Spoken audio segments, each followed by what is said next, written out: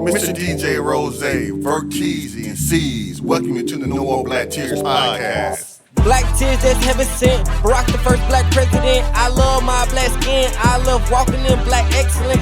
Black power, let's represent. All black, that's evident. I'm sure MLK and Malcolm X both didn't die for the hell of it. Strap a seatbelt, go and sell our land. What makes you think that we would sell our land? We wouldn't sell out now. What makes you think that we would go ahead and try to sell out then? No more black tears, black on black kids. Love us as is, love with passion. Paying black bills, learning black skills, making black meals. Black is backing. Big shout out to Fred Hampton. I'm black and proud like I'm James Brown, but I ain't doing no acting. My people here from the motherland. This podcast now active.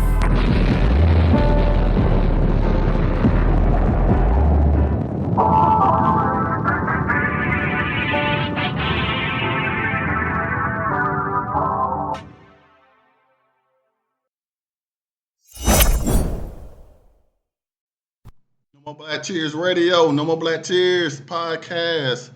It's just me and Verteezy today. You know what I'm saying? We're going up on another Tuesday.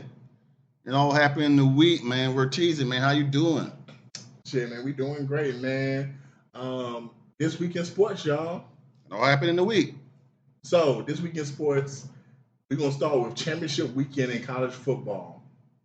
Man, we had a lot of great games, and I feel like the two, to me, that just stood out in terms of the competitiveness and what they meant for the landscape of college football. I'm going to start off with the Big Ten Championship. I remember chilling with Rose, MGH, Juice Man, and their respective, women's, and somebody was like, who did Indiana play all year?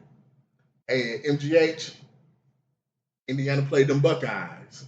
To watch that game, Indiana's defense was so great, but so was Ohio State's defense, which is, we've talked about it early in the year. Ohio State defense is led by defensive coordinator Matt Patricia, who coached in the NFL for a long period of time with the Patriots.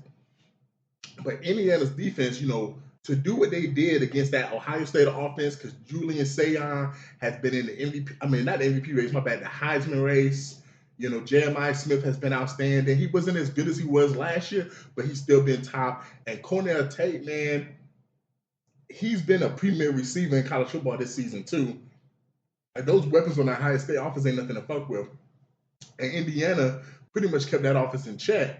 And even though the Indiana offense wasn't great all game, they made plays when they had to. And that last drive was so dope because I just remember after Ohio State missed the field goal, Indiana needed another first down. And right when MGH texted me saying that, hey, the game ain't over yet. As soon as he texted me that, Rose, Mendoza hit that 32-yard strike for that first down. Okay, yeah. Like that. And when he hit that, I texted him, I said, yeah, it might be time for night-night, man. And I ain't gonna lie, this is why college sports is so great, man. Do you know why college sports is so great, Rose?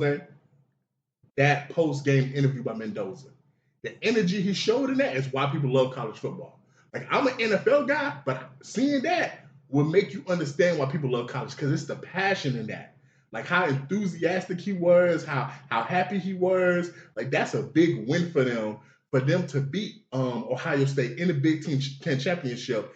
And I want to say, it said something about they lost the last 30 games to them or something like that. Yeah. So like, hey, man, anything can happen in college football. I like that. But speaking of anything can happen in the ACC Championship, like we've been saying for the last 2 weeks, man, the ACC could become some chaos. And chaos ensued when Duke beat Virginia. And I'm going to be honest, I was texting Rose. And when Virginia tied it up, I said, yeah, man, Duke lost themselves the game. And the reason why I text that was, man, the football gods, Rose, they don't play. There was a play where they threw an incomplete pass, if you remember, because Duke was trying to run the clock out. Then the very next play, I think they handed the ball off, and the running back ran out of bounds. Mm-hmm. And that gave them so much time. And I think that's when I text you, yeah, Virginia finna lose this. Because typically when you do stuff like that, the better team is going to take advantage of that. Which, to Virginia's, credit, they did. They had enough time. They drove down the field. They tied the game up. It went to overtime. But for Duke to go ahead and get the touchdown, and I think they got the interception to end the game in overtime, and win the game. Hey, shout out to their coach. I found out that he used to coach Miami a couple years ago. So, like, Miami did make the playoffs, but it would have been even better for him, if they would have been the reason why Miami didn't make it, like that probably would have been like perfect for him. So that was definitely dope. The ACC's been a down year, man, but these championship games still matter. Virginia had their chance, and Duke, spoiled it for them. Yeah, so I'm gonna talk about Georgia, Alabama in the SEC championship. I was talking to one of a former alumni and dog that played football player that played for the Dogs, captain for the Dogs, and I was telling him, I was like, man, ain't no excuses, man, ain't no excuses. He's like, man, what you think it's gonna be? What you gonna think it's gonna be? And I was like, man, Georgia's gonna win by 20. Just like they beat Texas, they gonna win by 20. He said, man, you be calling now. You be calling. He said, I don't know. Yeah, I don't know about him. You be calling. I don't know if you be betting or whatever. I said, no, I don't be betting, but I be watching. We beat them by 20. And so it's like, great game. I was so happy that Duke won because that gave the Sun Belt Conference champion a chance to get in. And they got selected in. So James Madison, it was ranked number 25, but they won the Sun Belt. They was the highest ranked conference. They was the highest ranked Power 5 conference winner. So they got in with the outright bid. And I was happy for that because Georgia Southern in that same division. And we beat James Madison last year. So that gives us a chance to go to the college football playoffs next year if they don't change anything. And talking about college football championships, there was one team that never played a championship, but they lost in a couple of national championships. Notre Dame. Yeah, man. So, when the final playoff rankings came and they came up with the playoff bracket, man, these are the teams that made it. The number 12 seed is going to be James Madison. The number 11 seed is going to be Tulane. Miami's going to be 10. 9 is going to be Alabama. Oregon's going to face James Madison at being the 5th seed. Oklahoma's going to face Alabama being the 8th seed. Ole Miss is going to face Tulane being the 6th seed. Texas A&M going to face Miami being the 7th seed. And then the number 1 overall seed overall is going to be Indiana, Ohio State at number 2, Georgia at number 3, and then Texas Tech at number 4. I had a couple issues with this. I don't like the fact that Ohio State only fell one spot. I thought it was gonna fall. I thought it was gonna fall 2 spots. I thought Georgia would get the number 2 spot. I feel like Georgia should be number 2. Like Ohio-State, the SEC champion is not ranked higher than the team that lost in the Big Ten championship. So I really didn't care for that because you can make the argument, who did Ohio State play all year in terms of like who was they really playing all year? Like, yes, the Big Ten is a power conference, but it's not on the level of the SEC. I ain't gonna lie, I know you was not for this. I really feel like the top 4 seeds, this is how it should have went. It should have been Indiana, Georgia, Texas Tech, and then it should have been Tulane. Because I liked how it was last year. You liked how it was last year? I like the fact, because I feel like winning your conference should mean something. And losing your conference should mean something too. Mm-hmm. Because just imagine how, like, now that in Indiana Ohio State game, it's a big deal now. Because now Ohio State doesn't have to bye after having the season they've had now. And now they got to play in this first round. Yes, they're going to get to host the game, but they got to play in the first round. And for Tulane, for their fans, for Tulane's fans, let me repeat, for Tulane's fans, can you imagine how hyped that arena would be? To host to have when they were a host, but to even just have a bye, like their fans would travel for that. So that was the number 1 issue I had. I just didn't like the fact that Indiana didn't fall that much. The number 2 issue I had was Ohio State fell 1, Alabama didn't fall at all. That's crazy. And I know we're gonna talk about Notre Dame and Miami, and I told MGH this. I feel like Miami should have got it over Notre Dame because of the head-to-head. In sports, if you're a real sports fan, we want things to be decided on the field. Mm-hmm. They played early in the year. I don't care if it was in August. They played early in the year. They lost to them. It is what it is. I don't like the fact that the playoff committee never had Miami ranked over Notre Dame. Yeah, I feel like it should have been swapped. Once they got close enough, they shouldn't have done that bullshit. We're going to keep putting the team here to both of them. No. That y'all close enough where we can grade you, and guess what? If we think y'all 1 or 2 spots apart, we're going to flip y'all. But I do feel like Notre Dame should have got in over Bama, because if we just using the eye test, if we just using what we've seen, Notre Dame was beating opponents once they went on that 10-game win streak by an average of 30 points. Like they was dominating. I think they should have got slumping. I think they should have got over Bama just by the number of losses. I don't think there's no team in the playoffs. I mean, in the playoffs that has 3 losses other than Bama.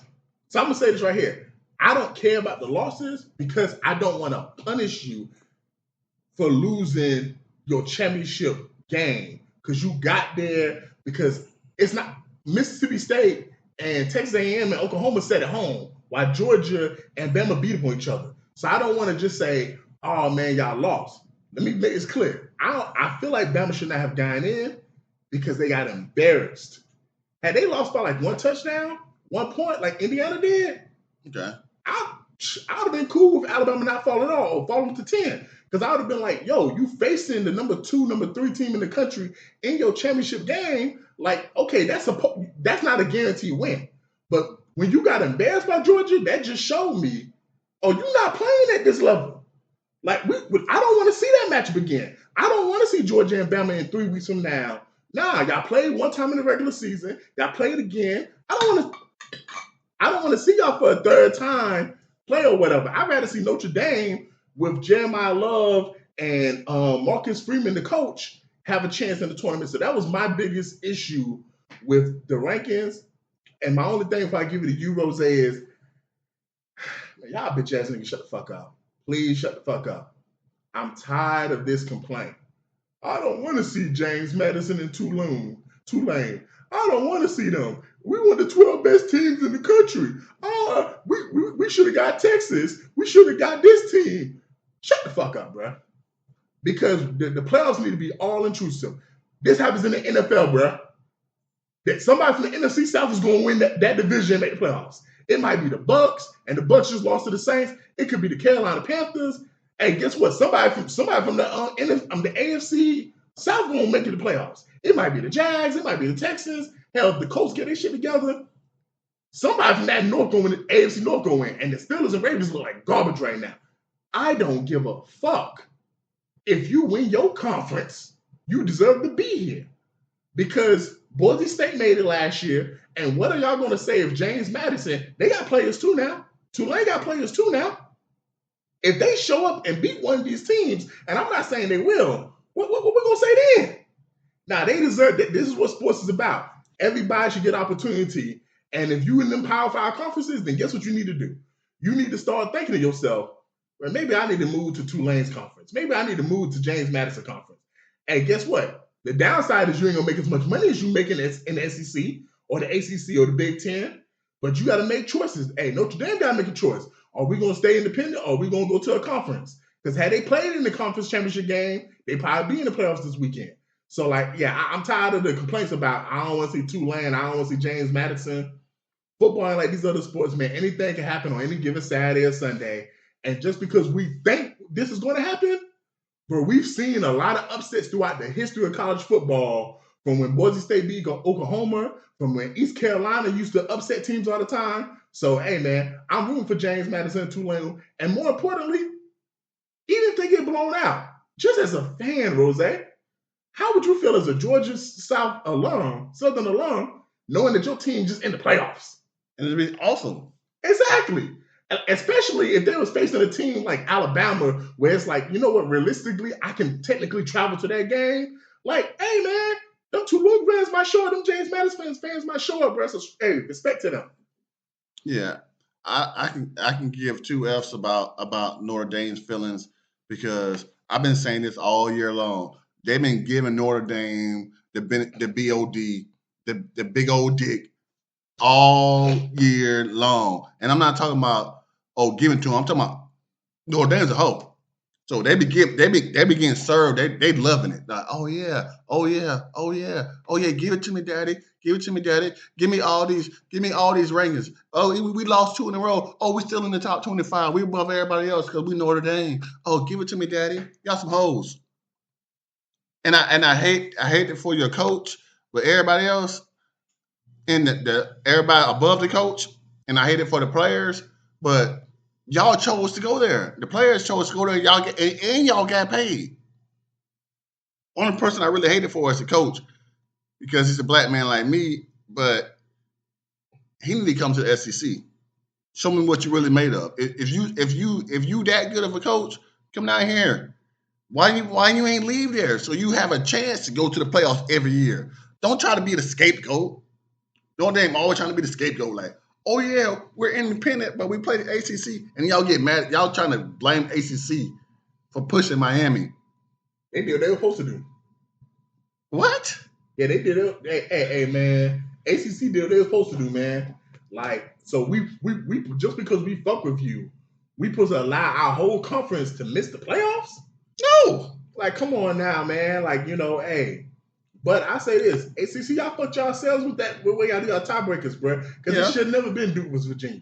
No, it should not. Like the 3 best teams in that conference all year has been Miami, Georgia Tech, and Virginia. And the fact that it came out of Virginia and Duke, that's on y'all.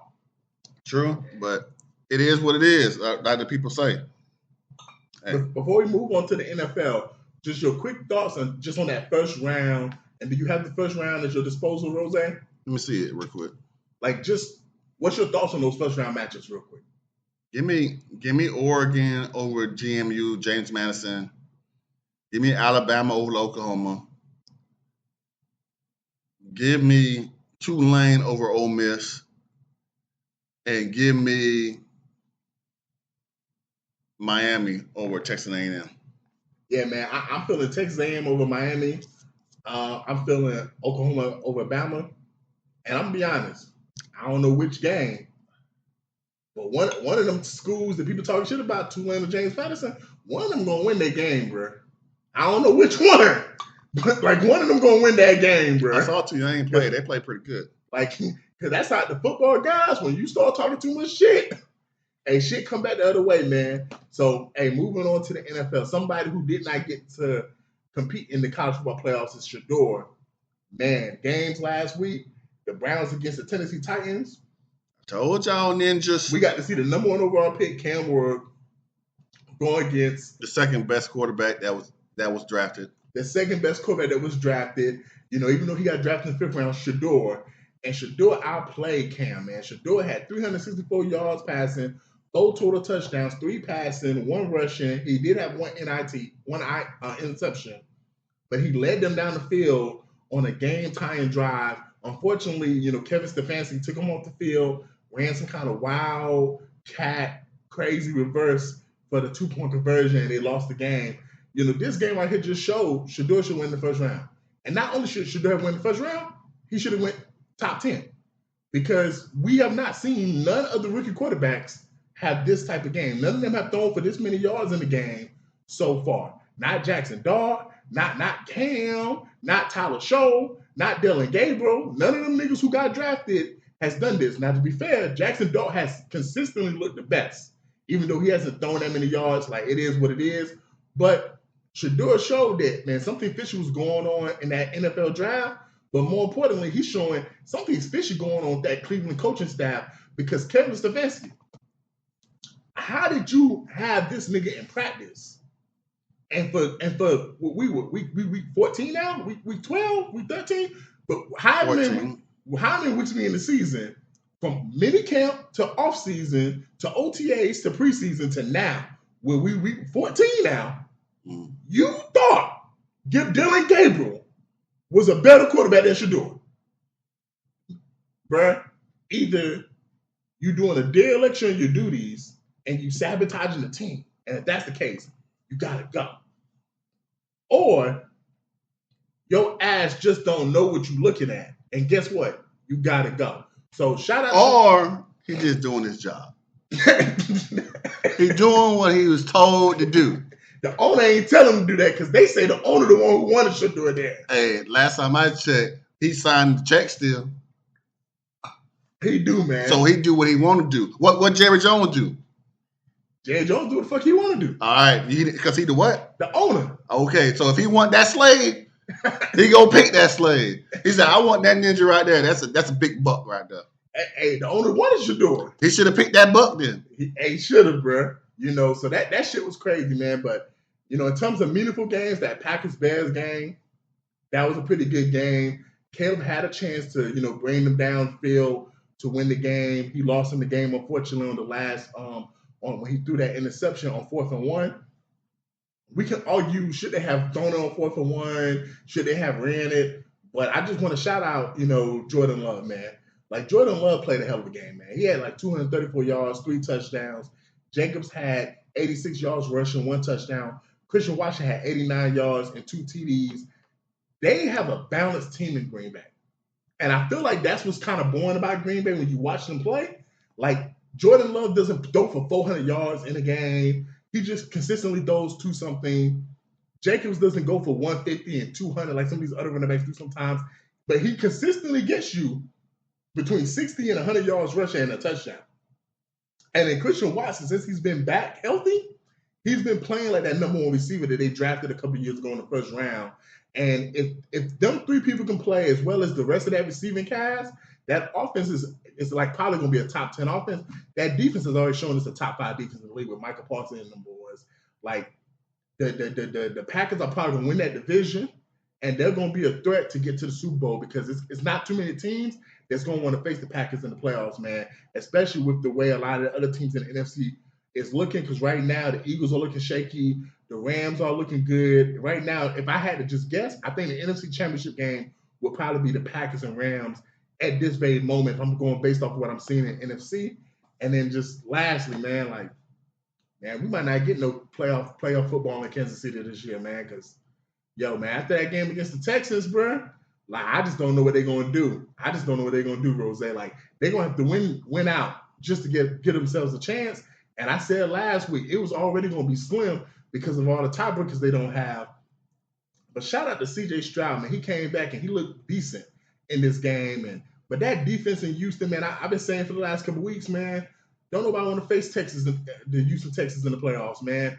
And I'm going to say right now, if Lamar and Mahomes don't make the playoffs, I'm making this very clear, if they don't make the playoffs, if Houston makes the playoffs, I don't care if they're the 7th seed, I'm picking them to go to the Super Bowl.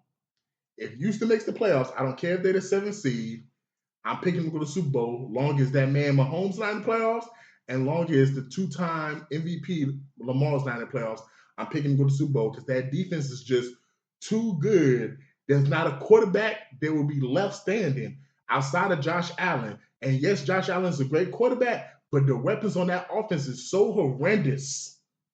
So horrendous. Josh Allen would have to be like Superman on crack to overcome that defense, man. So that would be my prediction for the AFC, playoffs if they was to start today. Yeah, but he has been Superman on crack. Remember, 6 touchdowns. The last person I did that was a dead man. And he did it twice. So I'm so disappointed in the doggone Bucks. Like, if anybody's going to win the NFC South, and it's not Atlanta, I don't want Carolina to do it. Yeah. I don't want the Saints to do it. But those are our biggest rivalry. Who cares about the Bucks? The Bucks go cheat. They go do their thing. And plus, the Bucks got a history of doing some good things for black people. You know what I'm saying? So, except when they fired Dungy and hired Gruden. Yeah, that was crazy. But it is what it is, like they say. But Lamar looking crazy. But it's crazy that remember, was it last year when Isley likely dropped the touchdown, or no, he didn't drop it. He caught the touchdown, but his foot was out of bounds. Yep, that was crazy. Now this year they did something else to him. They said it looked like he caught it, but then they say he didn't catch it. Man, I don't. If you got him on your fantasy team, was that a touchdown? Yeah. Yeah, I thought so too. I saw it in real time. No. I'm talking about what do I think it was a touchdown? Yeah, do you think it was a touchdown? No, I don't think it was a touchdown because I don't think it was a touchdown. I thought it was a touchdown. At first, I thought it was, but they have to they kept playing in slow motion all the time. Like it's like, yeah, you got to hold the ball. Because it's like, man, I just feel like, but they keep changing the rules. They keep changing the rules in the field of play. I feel like you got to make a football move. But in the touchdown, all you got to put the tip. Yeah, exactly. All you got to just put the tip in. When you was begging for it, like, let me just put the tip in. He took 2 steps and he was holding, and he had the ball stretched out. I feel like he had it long enough for it to be a touchdown. Hey man, no is no. When they say no, it's no. No, it means no. No means no. Yeah. As far as this week goes in the NFL, now I'm gonna pick back up with the Packers, man. You got the Packers, who might be the number 1 team in the NFC right now. The Broncos, who I think are the number 2 team in the AFC, and they're both playing this week. That's going to be probably a very dope game, to be honest, because you get Jordan Love going against that elite Broncos defense, but then you get that Broncos defense having a chance to show what they can do. You get Bo Nix. Is the Packers defense ready for a quarterback like that? Because there's not too many quarterbacks like Bo Nix in the AFC. And can Michael apply pressure on Bo Nix? Can they handle Bo Nix's ability to run the ball? Denver doesn't have the ability to throw the ball like some of these other teams in the league because they don't have a slow receiver. Cortland Sutton is a good receiver, but they love to run the ball. RJ Harvey's been coming on strong. So that's going to be another thing is like, can they establish the run? Like, I feel like this is going to be an important game for both teams because, you got the Bills and Patriots this weekend. Based off what happens in the Broncos-Packers game, could help determine the number 1 seed the next couple of weeks in the AFC. And I ain't gonna lie, with the teams that we're talking about, because we don't have the usual suspects in the AFC playoffs, Jose, that number 1 seed becomes even more important. Because if the Broncos get it, if the Bills get it, if the Patriots get it, like if one of these other teams get it, like it becomes even more important because when you don't have a quarterback like Mahomes, or quarterback like Lamar, or quarterback like Joe Burrow, it makes it harder to win 3-4 games in a row.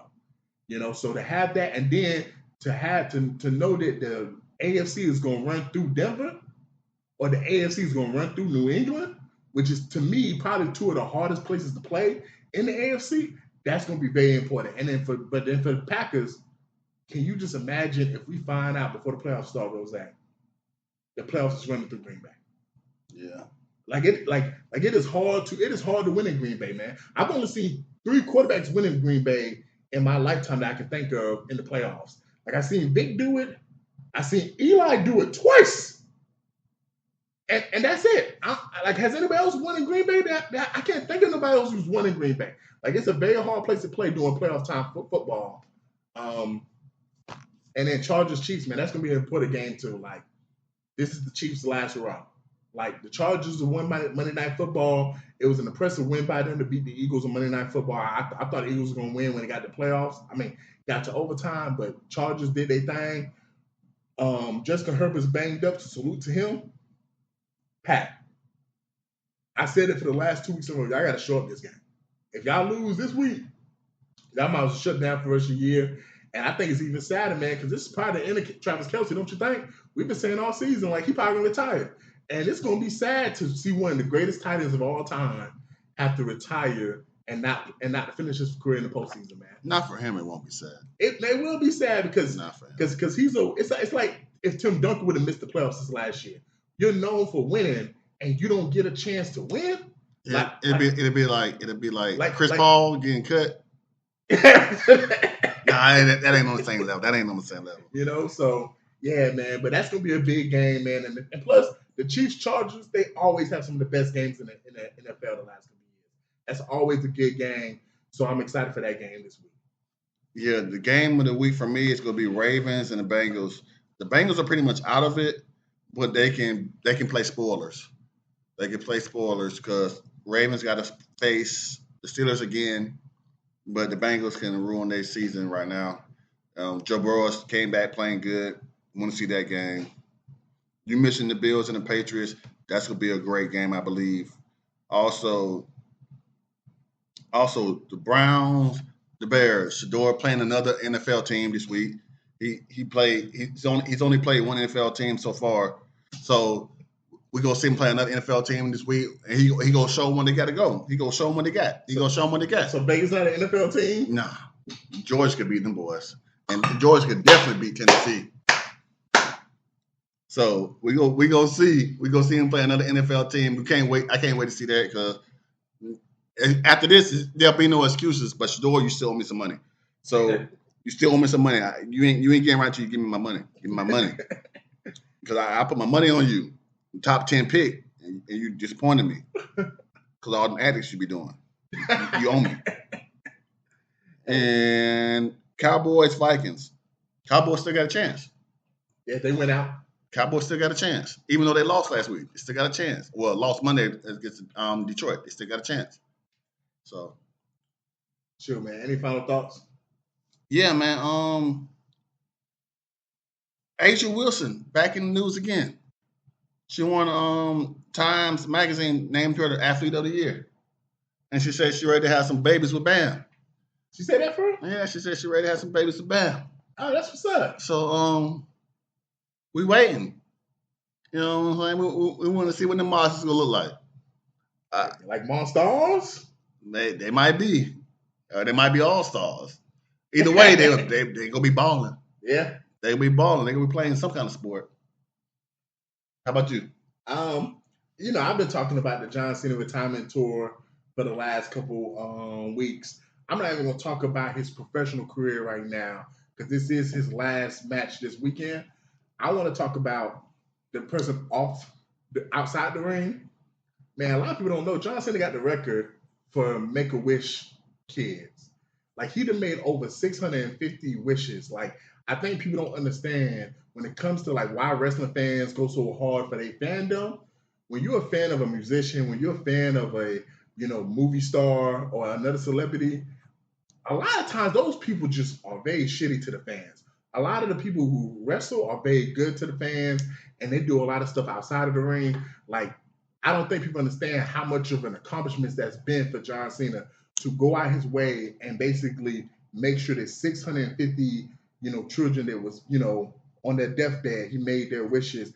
And John Cena has always been a great person outside of the ring. Like, you hear stories about him taking pictures and signing autographs with a whole bunch of fans, even when he's out to dinner with his family, and spending family time. He's never complained about that aspect. And he's always positive. Like, for that to be the face of wrestling for the last 20-something years, I feel like we've been blessed in the wrestling community for him to be the face, especially when we've had people like Hulk Hogan, who was the face of wrestling at one point in time. There's not a bad word that you really can't say about John Cena, the man. Shout out to the Mamba. Gotta. Mr. DJ Rose, Verteezy, and C's, welcome you to the No More Black Tears podcast. Black tears that's heaven sent. Barack the first black president. I love my black skin. I love walking in black excellence. Black power, let's represent. All black, that's evident. I'm sure MLK and Malcolm X both didn't die for the hell of it. Strap your seatbelt, go and sell our land. What makes you think that we would sell our land? We wouldn't sell our land. What makes you think that we would go ahead and try to sell out then? No more black tears, black on black kids. Love us as is, love with passion. Paying black bills, learning black skills, making black meals. Black is backing. Big shout out to Fred Hampton. I'm black and proud like I'm James Brown, but I ain't doing no acting. My people here from the motherland. This podcast now active.